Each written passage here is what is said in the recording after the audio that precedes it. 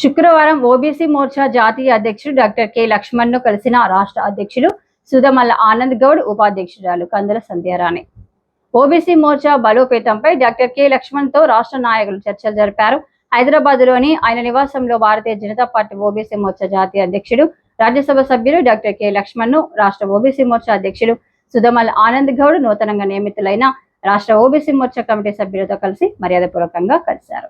ఈ సందర్భంగా రాష్ట్ర అధ్యక్షుడు సుధమల్ల ఆనంద్ గౌడ్ రాష్ట్రంలో ఓబీసీ మోర్చా బలోపేతం, పార్టీ విస్తరణతో పాటు సామాజిక వర్గాల అభ్యున్నతి కోసం చేపట్టాల్సిన కార్యక్రమాలపై జాతీయ అధ్యక్షుడు డాక్టర్ కె లక్ష్మణ్ తో చర్చించారు.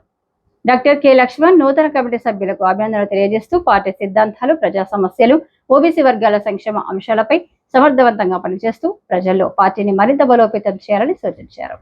ఈ కార్యక్రమంలో రాష్ట్ర ఓబీసీ మోర్చా రాష్ట్ర ఉపాధ్యక్షురాలు కందుల సంధ్యారాణి, పాలకుర్తి మండల అధ్యక్షులు మేరుగు నరేష్ పాల్గొన్నారు.